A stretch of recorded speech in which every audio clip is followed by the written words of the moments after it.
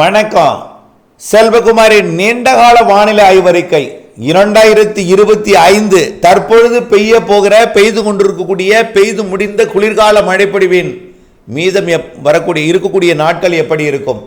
தொடர்ந்து வரக்கூடிய கோடை மழை, அதனை தொடர்ந்து வரக்கூடிய தென்மேற்கு பருவமழை, அதனை அடுத்து ஆண்டின் இறுதியில் வரக்கூடிய வடகிழக்கு பருவமழை எப்படி இருக்கும்?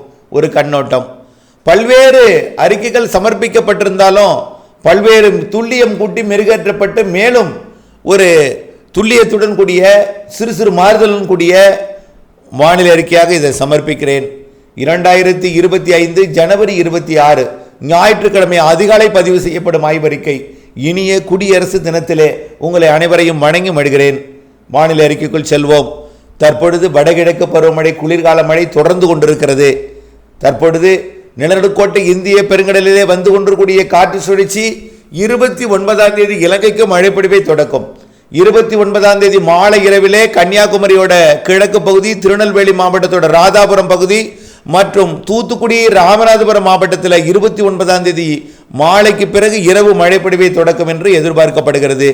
30ஆம் தேதி பிற தென் மாவட்ட கடலோர பகுதிகளுக்கும் டெல்டா மாவட்டங்களுக்கும் 30ஆம் தேதி மழைப்பொழிவை தொடக்கி ஒட்டுமொத்த தமிழ்நாட்டின் அனைத்து மாவட்டங்களுக்குமே 30ஆம் தேதி, அதாவது கேரள எல்லையோரம், கர்நாடக எல்லையோரம், ஆந்திர எல்லையோரம் வரைக்கும் 30ஆம் தேதி ஆங்காங்கே மழைப்பொழிவை கொடுக்கும். 30ஆம் தேதிக்கு 31ஆம் தேதி கேரளாவிற்கும் கர்நாடகாவின் தெற்கு பகுதி உள்ளிட்ட ஆந்திர பிரதேசத்திற்கும் தெற்கு பகுதி மற்றும் தெலுங்கானாவோட மேற்கு பகுதிக்கும் மழைப்பொழிவை கொடுக்கும் என்று எதிர்பார்க்கப்படுகிறது. காரணம், வட இந்திய நிலப்பகுதிகளில் நகர்ந்து வரக்கூடிய, அதாவது மத்திய பிரதேசம் மற்றும் மகாராஷ்டிரா பகுதியில் நிலை கொள்ளக்கூடிய ஒரு காற்று சுழற்சி கிழக்கு காற்றை ஈர்க்கும் என்பதனால வட இந்திய குளிரலை தன் பக்கம் கட்டுப்பாட்டில் அமையும். அதன் பக்கம் கட்டுப்பாட்டில் அமைந்து கிழக்கு காற்றையும் ஈர்க்கும் என்பதனால வட இந்தியாவிலே கிழக்கு காற்று போய் மழைப்பொழிவை கொடுக்க போகிறது. பயணிக்கும் வழியில் தமிழ்நாட்டிலும் வெப்பச்சலன இடிமழை பொழிவு போல் கொடுக்க போகிறது. தென் மாவட்டங்களுக்கு கிழக்கு காற்று தடை ஏற்படுத்தி வெப்பச்சலன இடிமழை பொழிவை மாலை இரவிலே மேற்கு தொடர்ச்சி மலை மாவட்டங்களுக்கும் தென் மாவட்டங்களுக்கும் வரக்கூடிய 30, 31 ஜனவரி 30, 31 மற்றும் பிப்ரவரி 1, 2 தேதிகளில் ஆங்காங்கே ஒதுக்கி கொடுக்க போகிறது. அருகருகே பெய்தாலும் ஏற்ற இறக்கத்துடன் இருக்கும். உங்களுக்கு கனமாக இருக்கலாம் அல்லது அருகிலே கனமாக இருக்கலாம். ஒரே மாதிரியான மழை பொழிவாக இருக்காது. ஒரே நேரத்தில் எல்லோரும் பொழியாது. அவ்வப்பொழுது ஆங்காங்கே அந்த 4 நாட்களிலே மழை இருக்கும். அது அறுவடைக்கு இடையூறு கொடுக்கும் மழையாக இருக்கும்.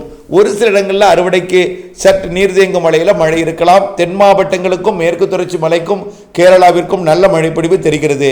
அந்த 30, 31 பிப்ரவரி 1, 2 தேதிகளில் கொடுக்கக்கூடிய மழை.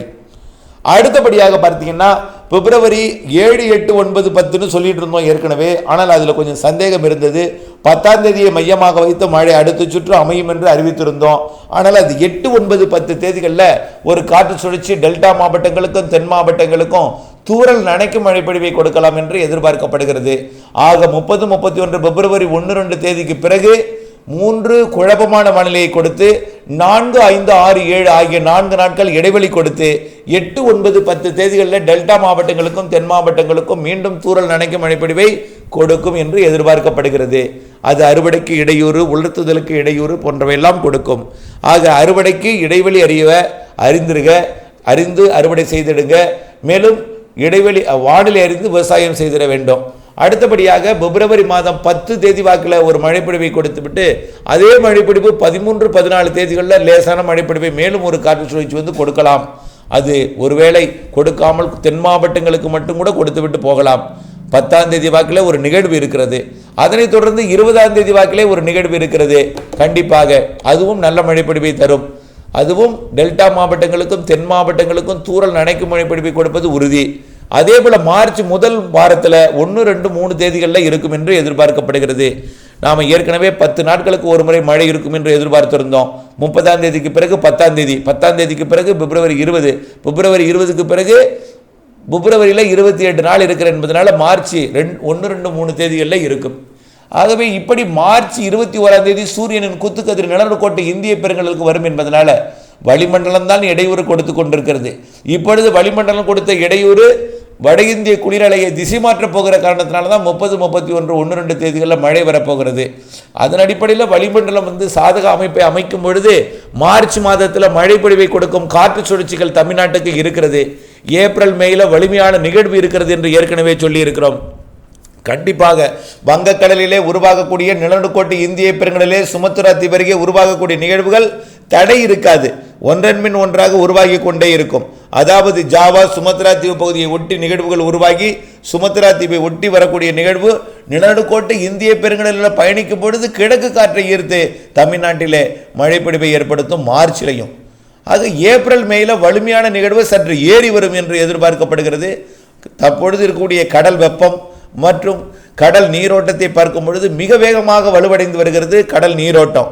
கடல் நீரோட்டம் வலுவடைந்தால் கண்டிப்பாக கடல் வெப்பத்தை உயர்த்தும். இப்பொழுதே 27, 28 டிகிரி இருக்கிறது தமிழ்நாட்டின் கடலோர பகுதிகளில் வெப்பம். நிலநடுக்கோட்டு இந்திய பெருங்கடலில் 29 இருக்கிறது. சுமத்ரா தீவு பகுதியை ஒட்டி 29 பரவலாகவே இருக்கிறது. ஜாவா பகுதிகளில் 30 இருக்கிறது. ஆஸ்திரேலியா பகுதிகளில் 31, 32 வரைக்கும் போயிருக்கிறது. ஆனால் இப்போ அங்கே இருக்கத்தான் செய்யும். ஏன் அதுக்கு ஆஸ்திரேலியா பகுதி நமக்கு சம்பந்தம் இல்லை என்றாலும் அங்கே உருவாகக்கூடிய நிகழ்வுகள் குளிரை ஈர்க்கும், நிகழ்வுகளை உருவாக்கி குளிர்காற்றை ஈர்க்கும் என்பதனால அந்த தகவலை அறிவிக்கிறேன். ஆனாலும் சூரியன் குத்துக்கதிர் நிலநடுக்கோட்டுக்கு வரும் என்பதனால நிகழ்வுகள் உருவாக சாதகம் படிப்படியாக ஏப்ரல் மேல அது ஆஸ்திரேலியா மற்றும் நிலநடுக்கோட்டு தெற்கு பகுதியாக அமையாது. அது சுமத்ரா தீவு நிலநடுக்கோட்டு இந்திய பெருங்கடலோட நிலநடுக்கோட்டுக்கு வடக்கே இருக்கக்கூடிய பகுதியாக அமையும். இதனால் கண்டிப்பாக நிகழ்வுகள் ஏப்ரல் மேல இருக்கிறது என்ற கணிப்பு என்பது உறுதிப்படுத்தி அறிவித்து கொண்டே தான் இருக்கிறேன். ஏப்ரல் மேல கோடை மழை மாதத்திற்கு ஒரு சுற்று வலுவான மழைப்பொழிவு இருக்கிறது. ஏப்ரல் 1, மேல 1, இதுதான் நம்முடைய ஆய்வறிக்கை. அதே போல் மார்ச் ஏப்ரல் மேல சிறு சிறு நிகழ்வுகள் தூறல் சாரல் நனைக்கும் மழை லேசான மழையெல்லாம் அவ்வப்பொழுது மார்ச் ஏப்ரல் மேல கிழக்கு காற்றை கொண்டு வந்து வெப்பச்சலன இடிமழை பொழிவு போல கொடுக்கத்தான் செய்யும். அதையும் நீங்கள் நினைவில் வைத்துக் கொள்ள வேண்டும். வெயிலும் இருக்கும், மழையும் இருக்கும். வெயில் சில நாள் அனலை கொடுத்தாலும் ஆனால் கடந்த ஆண்டு போல் ஆண்டு முழுவதும் மாதம் முழுவதும் 2 மாதம் 60 நாள்லாம் மழைப்பொழிவு இல்லாமல் வெறும் மணலை மட்டும் கொடுக்காது. இடையிடையே புழுக்கமான வானிலையும் இடையிடையே வெயில் இருந்தாலும் மழை பொழிவிற்கும் கனமழை பொழிவிற்கும் சாதகம் இருக்கிறது. மாதத்திற்கு 4 நாள் கனமழை வாய்ப்பை தெரிகிறது. 2 நாளாவது அது கனமழை பொழிவை கொடுக்கும். குறைந்தபட்சம் மாதத்துக்கு 1 நாளாவது கனமழை பொழிவை கொடுக்கும் ஒவ்வொரு இடத்திலும். ஆகவே நீங்கள் மழைநீர் சேகரிப்பு அமைப்பை ஏற்படுத்தி அந்த நேர மழைப்பொழிவை சேமிப்பதற்கு தயாராக இருக்கணும். ஒருவேளை அதில் மழை பெய்யலைன்னா கூட ஆண்டுக்கு ஒரு முறையாவது உங்கள் இடத்துல பல்வேறு இடங்களில் ஆண்டுக்கு ஒரு முறை தான் சில இடங்களில் மழை பெய்யுது. நான் ஒவ்வொரு இடத்துல ஒவ்வொரு மாதிரியான இயற்கை அமைப்பு அந்த இடத்திற்கு மாற்றி அமைக்கிறது. அந்த மழைப்பொழிவு கண்டிப்பாக இந்த ஆண்டு கொடுக்கும். எங்கே இருந்தாலும் ஆண்டிற்கு ஒரு முறையாவது மழைநீர் சேகரிப்பு அமைப்பை நிரப்பும் அளவிற்கு அந்த மழைப்பொழிவு அமையும் என்பதனால எந்த நேரமும் மழைநீரை சேகரிக்க நீங்கள் மழைநீர் சேகரிப்பு அமைப்பை ஏற்படுத்தி வையுங்கள். 10% இடங்களில் பண்ணைக்குட்டை அமையுங்கள். அது மீதம் இருக்கக்கூடிய 90% இடங்களுக்கு உங்களுக்கு பாசன வசதியை ஏற்படுத்தி தரும்.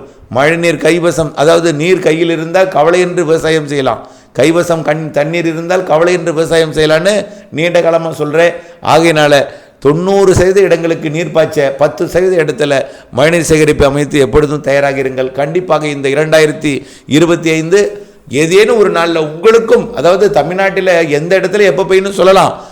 தமிழ்நாட்டிலே ஊருக்கு ஊர் இயற்கை அமைப்புகள் மாறுகிறது.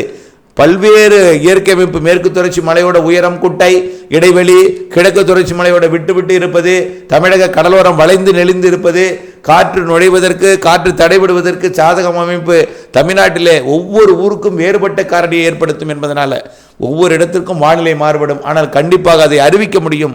ஆனால் சுருக்கமாக சொல்வதற்காக இந்த அறிக்கை உங்கள் ஊருக்கும் ஒரு நாள் மழைநீர் சேகரிப்பு அமைப்பை நிரப்பும் அளவிற்கு மழைப்பொழிவு இருக்கிறது. அந்த நாளிலே நீங்கள் சேமிக்கும் அளவிற்கு எந்த நேரமும் மழைநீர் சேகரிப்பு அமைப்பை பண்ணைக்குட்டைகளை தயாராக வைத்திருக்க வேண்டும் என்பது நம்முடைய ஆய்வறிக்கை. ஏப்ரல் மேல கனமழை இருக்கிறது, வெயிலும் இருக்கிறது. சராசரிக்கு குறைவாகவோ அல்லது சராசரி வெயில் இருக்கும், புழுக்கம் மிகுதியாக இருக்கும். கோடை மழை சராசரிக்கு கூடுதல் என்பது நினைவில் கொள்ள வேண்டும். கோடை மழை பொழிந்தாலே தென்மேற்கு பருவமழை சரியாக பொழியாது என்ற உண்கின்ற ஒரு மனநிலை இருக்கிறது. அப்படி அல்ல. வெப்பத்தை பொறுத்த வரைக்கும் வங்கக்கடலை விட அரபிக்கடல் தான் வெப்பநிலை உயர்ந்து கொண்டிருக்கிறது. இப்பொழுதைக்கு கடுமையாக உயர்ந்து கொண்டிருக்கும் வெப்பம் அரபிக்கடலில் தான் அதிகமாக உயர்ந்து கொண்டிருக்கு. இது தென்மேற்கு பருவமழையை கண்டிப்பாக நிகழ்வுகளால் தீவிரப்படுத்தும். கண்டிப்பாக இந்த ஆண்டு 2025 தென்மேற்கு பருவமழையில் வலுவான நிகழ்வு அரபிக்கடலில் உருவாவதற்கு வாய்ப்பு இருக்கு. அது கேரளா, கர்நாடகா உள்ளிட்ட அரபிக்கடலோர மாநிலங்களுக்கு மிகுந்த மழை பொழிவை கொடுப்பதற்கு சாதகம் இருக்கு. ஏற்கனவே அணைகள்லாம் நிரம்பி இருக்கு. பாசனத்தை திறக்கப்பட்டதன் காரணமாக சற்று குறைந்திருக்கிறது. மேட்டூர் உள்ளிட்ட அணைகள்லாம் 2 முறை 3 முறையெல்லாம் பல அணைகள் நிரம்பி திறக்கப்பட்டதன் காரணமாக குறைந்திருந்தாலும் மீண்டும் கோடை மழை காரணமாகவும் தென்மேற்கு பருவமழை முன்கூட்டியே தொடங்க போகிறது. அதே போல தென்மேற்கு பருவமழை பொதுவாக ஜூலை மாதம் தான், ஆகஸ்ட் மாதம் தான் தீவிரமடையும். இந்த ஆண்டு ஜூன்ல இருந்தே தீவிரமாக இருக்கும். பருவமழை முன்னெடுத்து போய் கொண்டிருக்கக்கூடிய நிகழ்வு ஒன்றாக இருக்கும். அதே நேரத்தில் அரபிக்கடலோரம் மேலொரு நிகழ்வு இருந்து இங்கேயும் மழைப்பொழிவை கொடுக்கும். ஆக பருவமழையை முன்னெடுத்து செல்வது ஒரு நிகழ்வு, பருவமழையை கேரளா, கர்நாடகாவில் கொடுப்பது ஒரு நிகழ்வு என்று இருவேறு மாதிரியான அமைப்பு மழைப்பொழிவை ஏற்படுத்தி கொண்டிருக்கும். ஆகவே இந்த ஆண்டு 2025 தென்மேற்கு பருவமழை சராசரிக்கு கூடுதல் கேரளா, கர்நாடகா உள்ளிட்ட அணைகள் நீர்பிடிப்பு பகுதிகள் உள்ளிட்ட பகுதிகளுக்கும் தமிழ்நாட்டிற்கும் கூடுதல் என்பதை புரிந்து கொள்ள வேண்டும். இந்த ஆண்டு சரியான நேரத்தில் குறுவை சாகுபடிக்கு மேட்டூர் அணை திறக்கப்படும். முன்கூட்டியே திறக்கவும் வாய்ப்பு இருக்கிறது. இதை நீங்கள் நினைவில் கொள்ள வேண்டும் கண்டிப்பாக. ஆகவே மேட்டூர் அணைக்கு நீர்வரத்து தொடர்ந்து இருந்து கொண்டே இருக்கும்.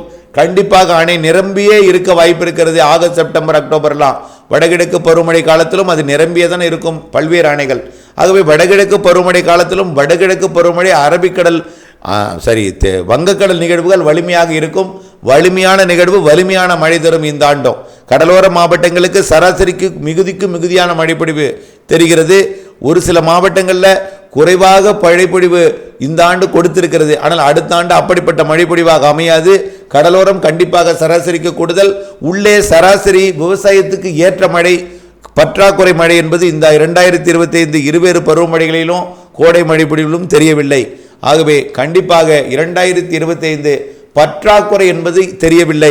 சராசரிக்கு கூடுதலாகத்தான் மழைப்பொழிவு இருக்கும் என்பதை நினைவில் கொண்டு ஒவ்வொரு ஊருக்கும் ஒவ்வொரு மாதிரியான நில அமைப்பு, இயற்கை அமைப்பு இருக்கிற காரணத்தினால எல்லோருக்கும் ஒரே மாதிரியான மழைப்பொழிவும் அமைந்து விடாது என்பதை நினைவில் கொண்டு ஏற்ற இறக்கத்துடன் மழைப்பொழிவு எல்லோருக்கும் இருக்கும். இது எதுன்னு சொல்கிறேன்னா, உடுமலைப்பேட்டை, ஆர்வேலூர் அடிக்கடி மழை பெய்யுது. அதே நேரத்தில் பொள்ளாச்சி தெற்கு அவ்வப்பொழுது மழை பெய்யுது. பொள்ளாச்சி வடக்கு, வடமேற்கு அவ்வப்பொழுது மழை பெய்யுது. ஆனால் நேராக பாலக்காட்டு கணவாய்க்கு நேராக இருக்கக்கூடிய பகுதி அவ்வப்பொழுது பொய்த்து விட்டு போய் கொண்டிருக்கிறது. இது இயற்கையின் அமைப்பு. அங்கே அப்படித்தான் காற்று பகுதி என்று சொல்லி கொண்டிருக்கிறோம். ஆகவே மழைப்பொழிவு எப்பொழுதுமே வடகிழக்கு பருவமழை காலத்தில் போய் பாலக்காட்டில் மழை பெய்யும், தென்மேற்கு பருவமழை காலத்தில் கிணத்து கடவுள மழை பெய்யும். ஆகவே இவையெல்லாம் நீங்கள் புரிந்து கொள்ள வேண்டும். ஆகவே தென்மேற்கு பருவமழை காலத்தில் காற்று பகுதி என்பது தாராபுரம். ஆனால் வடகிழக்கு பருவமழையில் காற்று பகுதி என்பது பாலக்காட்டுக்கு மேற்கே இருக்கக்கூடிய பகுதிகள். இதுதான் நம்மளுக்கு புரிந்து கொள்ள வேண்டும். இந்த இயற்கை அமைப்பு தான் மழைப்பொழிவு ஒவ்வொரு இடத்திலும் ஏற்று இறக்கத்துடன் அமைக்கும். ஆனால் இந்த ஆண்டு குறைந்தபட்ச மழைப்பொழிவு காற்று பகுதிக்கும் நல்ல மழைப்பொழிவை கொடுக்கும் என்பதுதான் இந்த ஆய்வறிக்கை உங்களுக்காக ஆய்வறிக்கையை அறிவியல் பூர்வமாக ஆய்ந்து சமர்ப்பிக்கிறேன். ஆகவே 2024 ஒரு மாதிரி இருந்தாலும், ஒரு சில இடங்களில் ஒதுக்கி இருந்தாலும் 2025 தமிழ்நாட்டில் நாடு முழுவதுமே சராசரிக்கு கூடுதல் மழை தான். 75% இடங்களில் விவசாயத்துக்கு ஏற்ற மழை, மிகச்சிறப்பான விவசாயம் 2025 இருக்கும். 25% இடங்களில் விவசாயத்துக்கு பாதிப்பை ஏற்படுத்தக்கூடிய மழைப்பொழிவாக இருக்கும். இதுதான் சுருக்கமான அறிக்கை. அந்த பாதிப்பு என்பது வட இந்திய நிலப்பகுதிகளில் தாழ்வான பகுதிகள், ஆற்றங்கரையோர பகுதிகள். அதே போல பாதிப்பு என்பது வங்க கடலோர பகுதிகள், ஆற்று கரையோர பகுதிகள். இப்படித்தான் இருக்கும். இது இந்த ஆண்டு 2025 குறைந்த நேரத்தில் அதிக மழைப்பொழிவை தரும். சீரான மழைப்பொழிவு இருக்காது.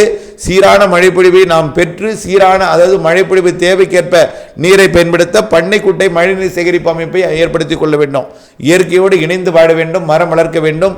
இயற்கையோடு இணைந்து வாழ்ந்தாலே உங்களுக்கு சீரான மழைப்பொழிவு கிடைக்கும்.